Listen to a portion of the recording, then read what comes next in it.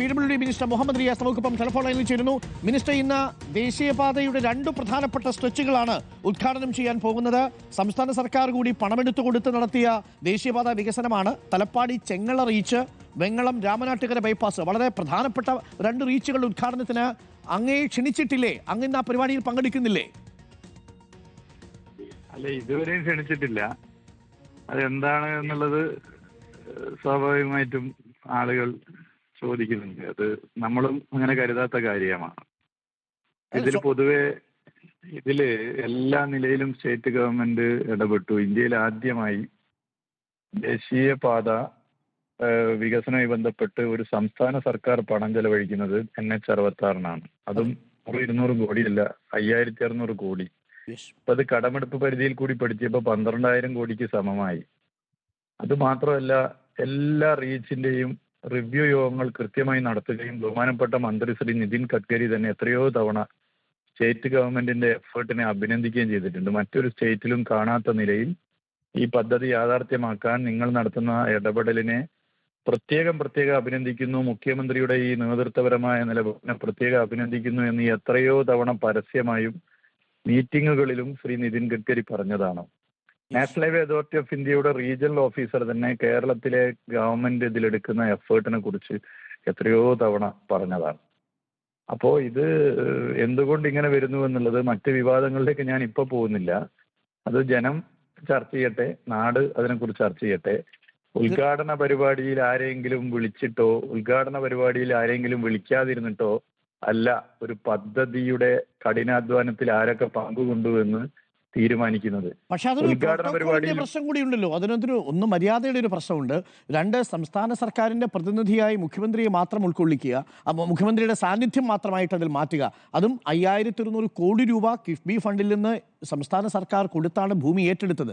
ഈ സ്ട്രെച്ചിന്റെ എല്ലാം നിർമ്മാണ പ്രവർത്തനങ്ങളിൽ താങ്കളുടെ അടക്കമുള്ള സാന്നിധ്യം ഉണ്ടായാലും നിതിൻ ഗഡ്കരി അംഗീകരിച്ചതുമാണ്. അവിടെ ഒരു പദവിയും ഔദ്യോഗിക പദവിയില്ലാത്ത രാജീവ് ചന്ദ്രശേഖർ പ്രധാനപ്പെട്ട അതിഥിയായിട്ട് അതവിടെ പങ്കെടുക്കുന്നു, താങ്കളെ ഒഴിവാക്കുന്നു. അതിലൊരു രാഷ്ട്രീയം ഉണ്ട് എന്ന് ഞങ്ങൾ പറഞ്ഞാൽ അത് നിഷേധിക്കാൻ പറ്റുമോ? അല്ല, ഒരു സംശയമില്ല. BJP സ്റ്റേറ്റ് പ്രസിഡന്റിനെ മുമ്പ് ഉൾപ്പെടുത്തിയിട്ടുണ്ട്. നമ്മുടെ വിഴിഞ്ഞ ഉദ്ഘാടന സമയത്ത് അദ്ദേഹം സ്റ്റേജിലിരിക്കുകയും ഞങ്ങൾ മന്ത്രിമാരെന്ന സദസ്സിൽ, അതിൽ ഞങ്ങൾക്കാർക്കും പരാതിയില്ല. എല്ലാ സ്റ്റേറ്റ് മന്ത്രിമാരും സ്റ്റേജിൽ കയറി ഇരിക്കണം എന്നുള്ള അഭിപ്രായം അന്നും ഞങ്ങൾക്കില്ല. ഉത്തരവാദിത്തപ്പെട്ടവർ ഇരുന്നാൽ മതി, അതിലൊന്നും ഞങ്ങൾക്ക് പ്രശ്നമില്ല. പക്ഷെ അന്ന് BJPയുടെ സംസ്ഥാന പ്രസിഡന്റിനെ അത് സ്റ്റേജിൽ കയറ്റി ഇരുത്തിയത് ഞങ്ങളെല്ലാവരും വിമർശിച്ചിട്ടുണ്ട്. ആ സമയത്ത് തന്നെ വിമർശിച്ച് ഡോക്ടർ അരുണിന് ഓർമ്മയുണ്ടാകുമെന്ന് ഞാൻ കരുതുന്നു. സദസ്സിലിരുന്ന് വിമർശിച്ചാണ്. എന്തായാലും അതിന്റെയൊക്കെ ഒരു തുടർച്ച എന്നോണം, എന്നാൽ ഒന്നും കൂടി കടുപ്പായിക്കോട്ടെ എന്ന് കരുതിയിട്ടായിരിക്കും. പക്ഷെ മനസ്സിലാക്കേണ്ടത് ക്ഷണിക്കാത്ത വേദിയിൽ വന്നിരുന്നതിന് വിമർശിച്ചതിനുള്ള പ്രതികാരം എന്ന മട്ടിലാണോ ഇപ്പോൾ ഈ ഒഴിവാക്കൽ?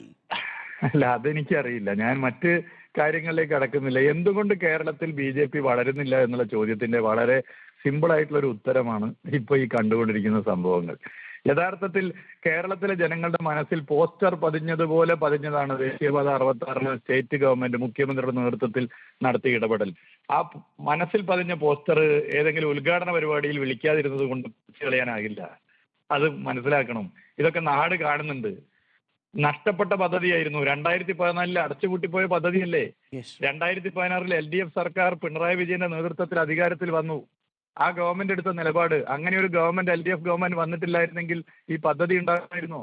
ഇത് എല്ലാവർക്കും അറിയില്ലേ. ഇത് ഏതെങ്കിലും ഉദ്ഘാടന പരിപാടിയിൽ വിളിക്കാതിരുന്നത് കൊണ്ട് ഇല്ലാതാകുന്നതാണോ?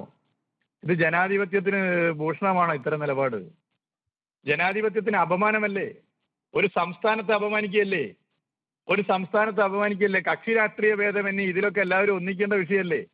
ഇപ്പൊ കോഴിക്കോട് ബൈപ്പാസിന്റെ ഉദ്ഘാടനമാണ്. 2021 മെയ് 20 ഈ ഗവൺമെന്റ് അധികാരത്തിൽ വന്നപ്പോൾ കോഴിക്കോട് ബൈപ്പാസിന്റെ സ്ഥിതി എന്തായിരുന്നു? കുണ്ടും കുഴിയായിട്ടുള്ള റോഡിന് കരാറുകാരൻ ആരാന്ന് പോലും അറിയില്ലായിരുന്നു. എങ്ങനെയത് ഈ വഴിക്കായി? എങ്ങനെ ഇടപെട്ടു? ആരിടപെട്ടു? ഇതൊക്കെ ദൃശ്യങ്ങളില്ലേ, ചരിത്രത്തിലില്ലേ? ഇതൊക്കെ എത്ര റിവ്യൂ യോഗങ്ങൾ നടത്തി, എത്ര തവണ ഇതുമായി ബന്ധപ്പെട്ട് ഡൽഹിയിൽ പോയി, എത്ര തവണ ഈ പ്രശ്നങ്ങൾ പരിഹരിക്കാൻ ഇടപെട്ടു? ഇത് എല്ലാവർക്കും അറിയുന്ന കാര്യമല്ലേ. അതുകൊണ്ട് ആരെങ്കിലും ഒഴിവാക്കിയാൽ അതുകൊണ്ട് ജനങ്ങളുടെ മനസ്സിൽ നിന്നും LDF സർക്കാർ ഒഴിവാകുമെന്നാണ് കരുതുന്നതെങ്കിൽ അതിന് മറ്റൊന്നും പറയാനില്ല. എന്തുകൊണ്ട് കേരളത്തിൽ BJP വളരുന്നില്ല എന്ന ചോദ്യത്തിന്റെ വളരെ സിമ്പിൾ ഉത്തരങ്ങളിൽ ഒന്നാണിത്. അധികാരത്തിന്റെ ധാർഷ്ട്യം ഉപയോഗിച്ചുകൊണ്ട് ജനാധിപത്യത്തിൽ അവകാശപ്പെട്ടവരെ ചവിട്ടി പുറത്തിടുന്ന ഈ ഫാസിസ്റ്റ് പ്രവണതകൾ നിറഞ്ഞ ഇത്തരം നിലപാട് തന്നെയാണ്. ഈ നിലപാട് തന്നെയാണ് ഈ നിലയിലേക്ക് എത്തിക്കുന്നത്. ജനങ്ങളുടെ മനസ്സിൽ ഇതിൽ ആര് എങ്ങനെ ഇടപെട്ടു എന്ന് പോസ്റ്റർ പതിഞ്ഞതുപോലെ പതിഞ്ഞിട്ടുണ്ട്. ഞാൻ നേരത്തെ പറഞ്ഞല്ലോ, അത് ആർക്കും പറിക്കാനാകില്ല, ഏത് നിലയിലും പറിക്കാനാകില്ല. Thank you minister, thank you minister. എന്തായാലും മിനിസ്റ്ററിന് ക്ഷണമില്ല, ഈ നിമിഷം വരെയും PWD മിനിസ്റ്ററെ വിളിച്ചിട്ടില്ല.